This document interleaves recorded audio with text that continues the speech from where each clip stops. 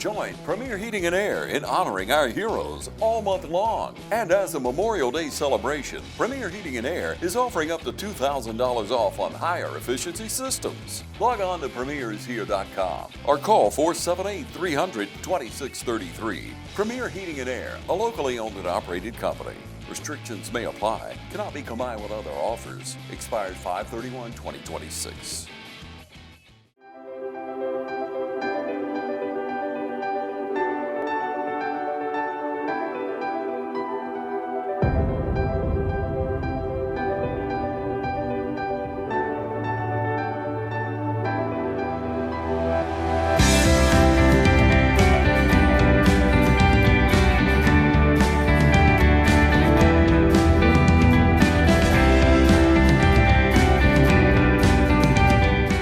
Welcome everybody. I'm glad to be here today at our Lawrence County Library. I have with me Shelby, Mathis, and we're in the children's department. And first of all, first time I ever interviewed you.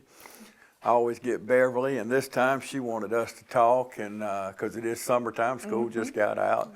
And there's a lot to do at the library in there. Oh, there is. Wednesday, our summer reading program kicked off, and in the past 2 days, we have had 100 kids come and sign up. And then next Wednesday at 2 o'clock, we're going to kick off our events with Dawn Douglas. She's the Polynesian dancer that's been coming for a few years, and so that'll be a lot of fun. Yeah, I was telling you off camera, it's really quiet in here now. You don't hear anything going on.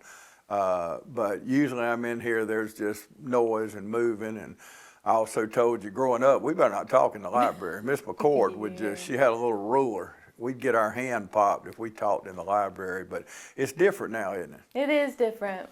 We encourage a lot of fun. There's a lot of stuff to do. It is really quiet in here right now. Usually this whole area is full of kids reading and enjoying. One of their favorite things is we do coloring, so we go through multiple coloring pages a day, and that's just on days that we don't have programs. Yeah, and it's so inviting when you walk in this children's section. It's full of colors and drawings on the walls, and it just makes you want to go check out a book. I walked down the aisle before we started, and you got it's just decorated perfectly. Is your handprint on here? On here? No, this was actually decorated before me. This is how it's been my whole life. So coming back, this was my home library. So coming back and getting to work in this, and it's never changed, and it looks the same, but it's also so different because we have our technology and we've got mats and rugs, and it's all a little different, but it's also really nostalgic for me. What's the most fun about your job? I love seeing the kids, and I love when they get excited to come tell me what they're reading and what they're doing. And in a nutshell, what is your job description? So my job description is I handle the children's department and the young adults department. So I'm in charge of the programs, anything we're planning. I'm in charge of ordering the books. My main part of my job is planning our summer reading program for both departments. And I shouldn't ask you this without telling you before we started, but how many books are in here? Any idea? I knew I shouldn't ask that question. Oh yeah, thousands of books. Thousands is the. Yeah, you really would have a hard time not finding a book that's, when you bring your kids in, they're going to lock in on something. Because I see everything in here from Dr. Seuss' Cat in the Hat, world books, and things to teach them about the world, and insects and animals and mammals, and there's something for everybody. There really is. There's something for everybody. Even there's 3 of us in here. Even us, we can go out there and find stuff that's interesting to us as adults. What was your favorite book growing up as a child? Oh, growing up as a child, let's see. Well, when I got into middle school, it was The Outsiders by S.E. Hinton. But younger, I was really into the Hardy Boys and Nancy Drew mysteries. That was probably some of my favorite stuff.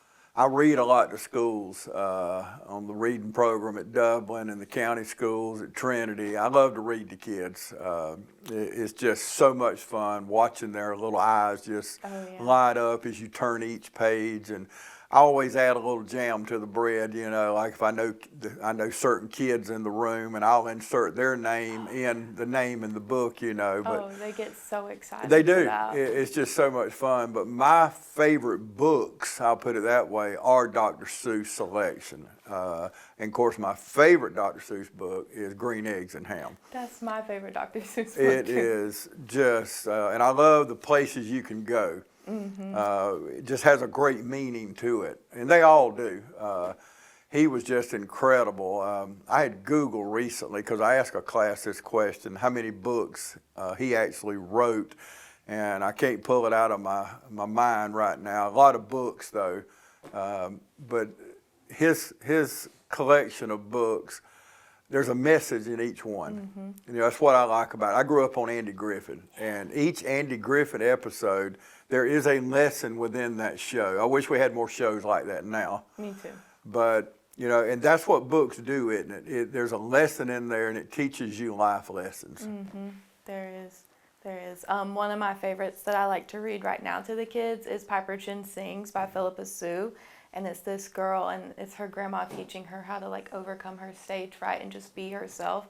And it's such a good lesson, and it's so fun to read.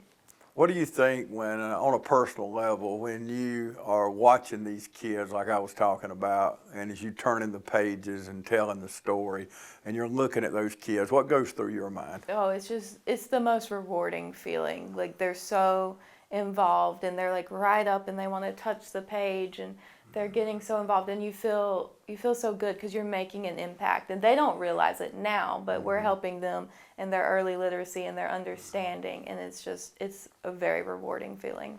It is, it really is. We're going to talk more right after this. We're going to take a short break. Stay with us. Since we were founded, the Houston Clinic has sought to provide the most advanced orthopedic services available to men, women, and children of all ages and all walks of life. And today, Dr. Gay and Dr. Richter continue the tradition of service in the Lawrence County communities. From our sports teams through every facet of this community, the Houston Clinic is not only proud to serve you, we deem it an honor. The Houston Clinic, 100 Medical Drive, Suite 400, in Dublin. Welcome back, everybody. Continuing my conversation with Shelby Lynn Mathis, and we are at the Lawrence County Library in the children's section. Picking up on reading, we even know now that for a mother to read to their child when it's in the mother's womb, we know that impacts that child, don't we? It does, we do, and I tell this story all the time. My mom and my dad read to me so much growing up, and there were stories that my mom would read, and I couldn't read yet, but I could tell her what the words were going to say. And there are still certain words that I read, and I read it with the same inflections in my voice that she did growing up. So it really does have an impact that we don't fully understand until we're older. It really does. And then as you grow older, you may not know the words then, but then it helps in your vocabulary, helps in your spelling of the words, and then it helps. We were talking when I was in school, you didn't have to read to do math. Now you must read to do these math problems. So it's just changed for the good, and we also know that, and this is a sad statistic, but the way we know how many prison beds in Georgia we have to build is it's based on third grade reading levels. So if a child can't read on a third grade level in the third grade, they go ahead and get that child a bed ready in prison. Now that is sad to think of, but in parents, grandparents, you're listening, you don't want your child to end up like that. And the reason they know that, because if you can't read, you can't learn, you're going to fail, you're going to end up dropping out, you're going to go to a life of crime. It's just a downhill, it's just a domino effect from there. So we must teach our kids how to read. Yes, we do. And read well. And this is why it's so important. And if you expect them to learn in school, and it can start right here. Here is the place to start at our Lawrence County Library, because you come in, It's cool in here. It's summer. You want something to do with your kids. I saw on social media yesterday. What are there this summer to do for kids? Well, you've got plenty, don't you? Oh, I do. I have a whole list because I don't want to forget them. Tell us about it. So we have 7 summer reading events. They're going to happen every every Wednesday at 2 o'clock, except for the week of 4th of July. So next week we're going to have a Polynesian dancer, and then June 10th we'll have Out of the Box. They're an interactive science exhibit. And then June 17th, our fan favorite Jason Clark comes back with his reptiles. On June 24th, we're going to have our flamenco dancer. July 8th, Miss Josie Bailey is going to come back and read for us. On July 15th, we're going to have Beaten Path. He's a rhythm and drum circle, so that's going to be really fun and interactive. And then we're going to close out the show with Bill Packard, our magician. And then that's just our Wednesday programs. Every Monday, we have Mechatronics in the auditorium. From 2:30 to 4:30, we have 2 different story times on Tuesdays, one at 10:30 and one at 5:30, and then we also have our Lego Build program on Wednesday afternoons immediately following the summer program.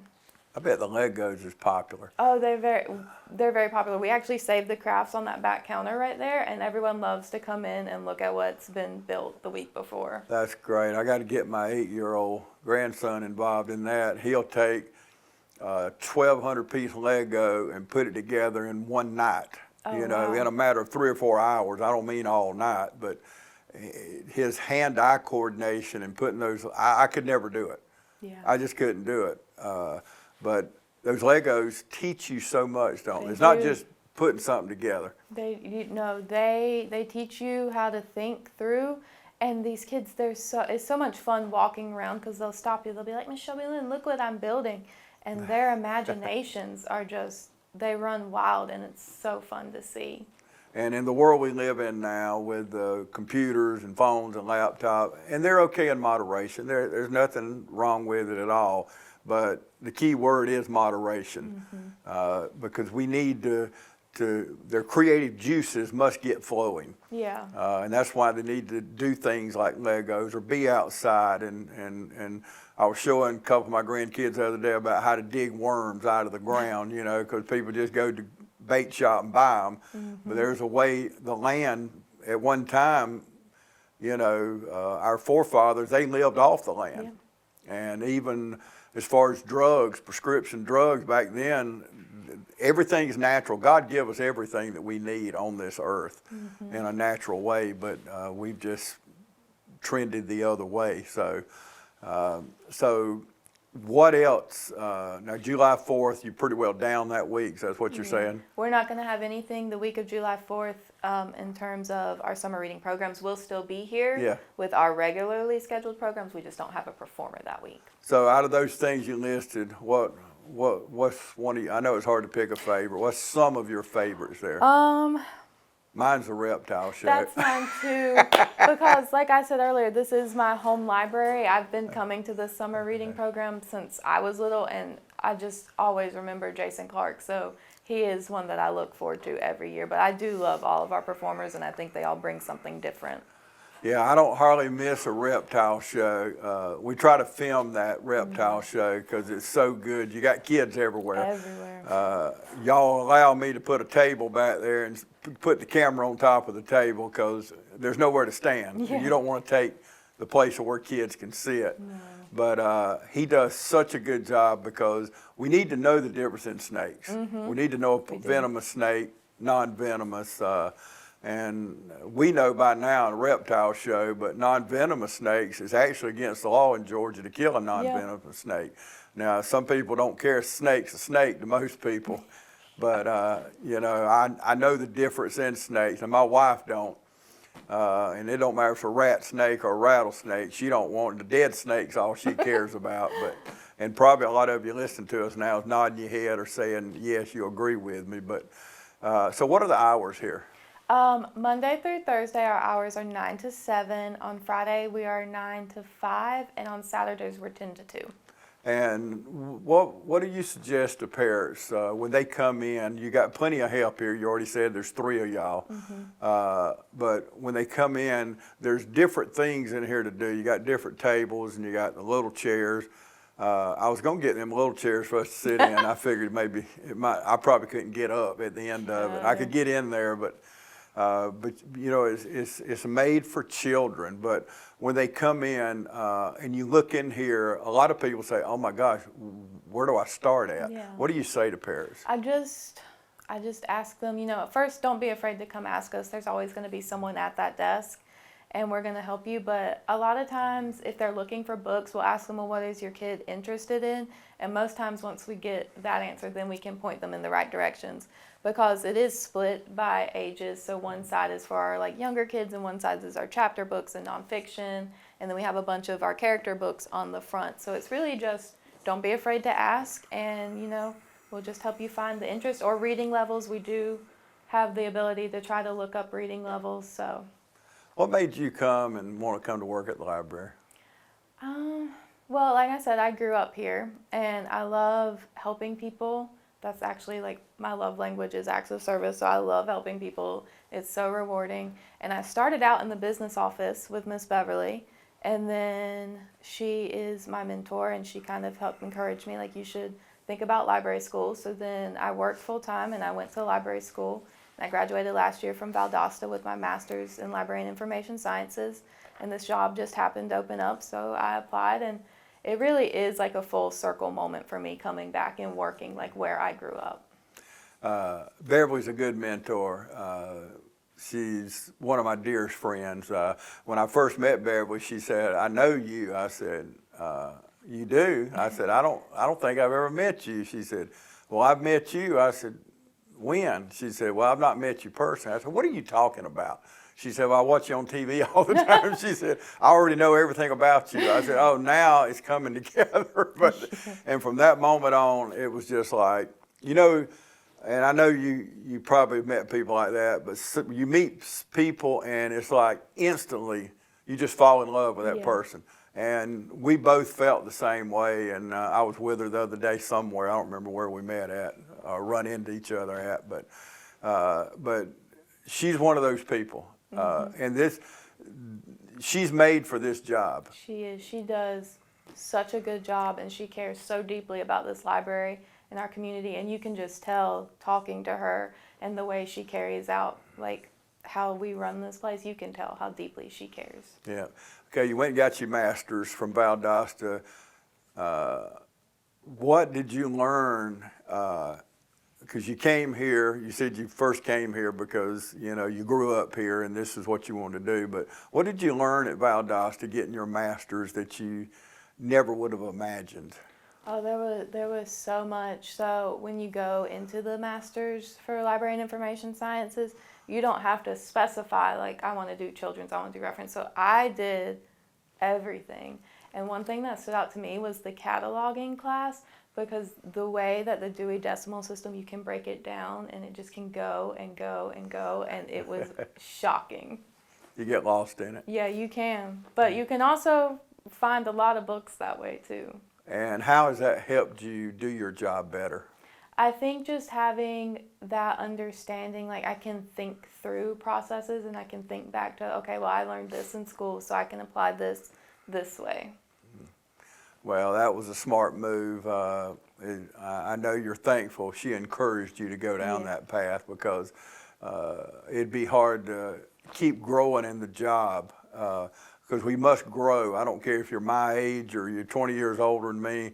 As long as we're here, we need to continue to grow, whatever that might be. Yes. And reading is so much fun. I love to read. My eyes are terrible. But I've gotten where I do audio. Even my Bible, I listen to it on audio.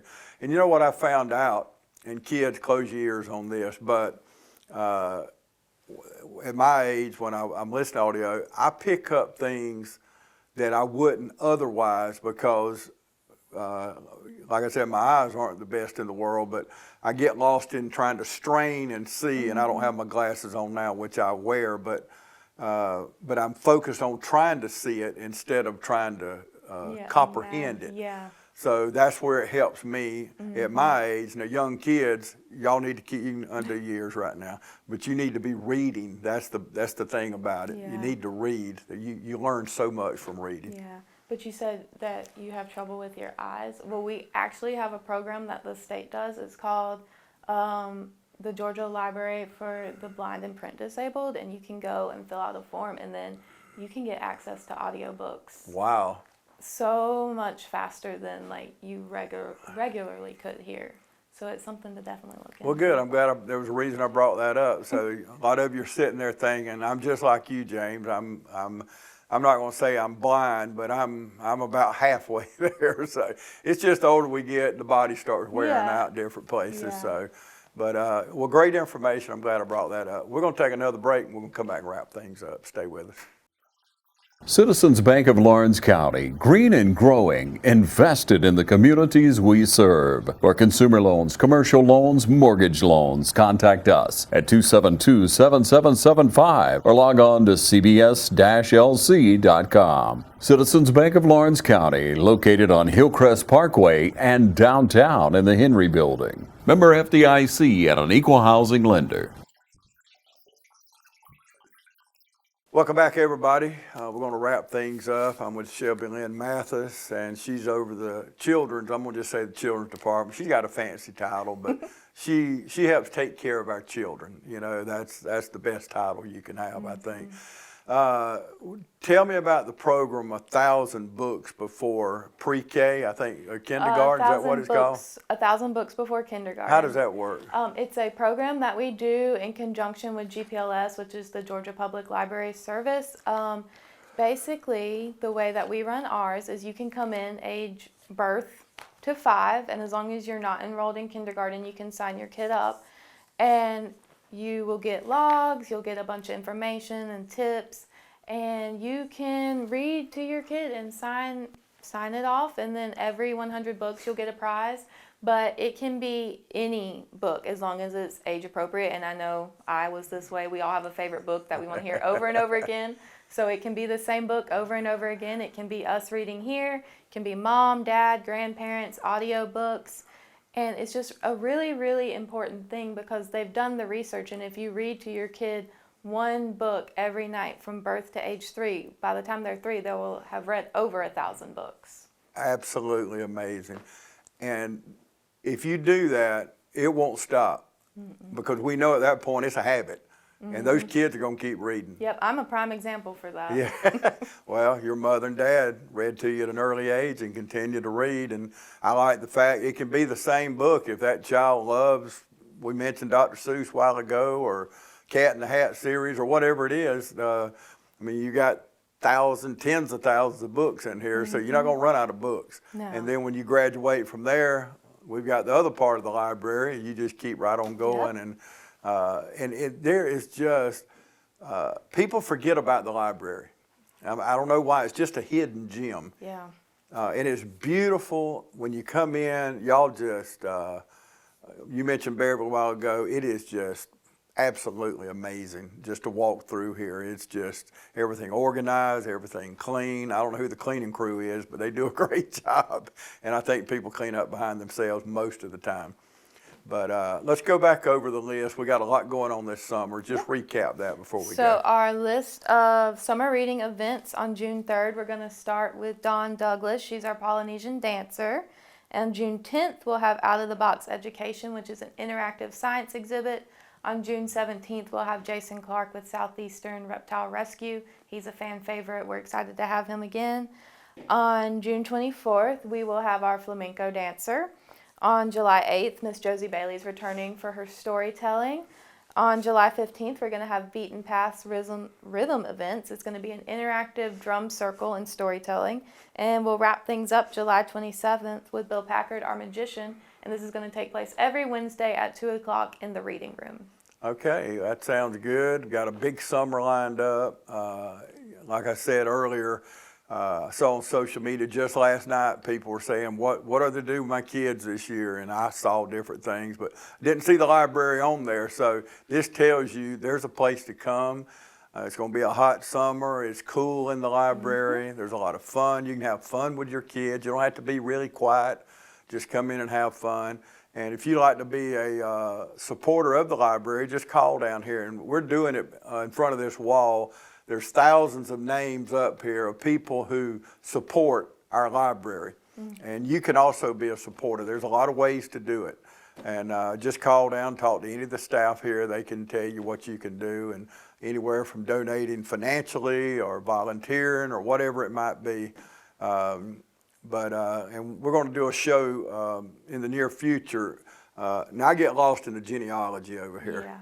It is unbelievable what you can learn in there, not only on families but cemeteries and things like that. So stay tuned. We're going to be talking to Alan Thomas here before too long. I love to go in there. When Alan's in there, I've struck gold. It's like I won the lottery. Yeah. So I've got him in there, and he just him and Scott Thompson, what's in their heads up there is just unbelievable. So, well, good. I appreciate you taking time. You're busy in here. You got things going on, but thank you for taking the time to talk with me. Glad to have you. Absolutely. Okay, however you're watching us today, if you're watching us on YouTube, I found out, Shelby Lynn, that people your age watch our station either on an iPad, iPod, something, else besides people my age. We watch television, still read the paper, hold the paper, but no matter how you're watching us today, we appreciate you tuning in. Thanks for joining us.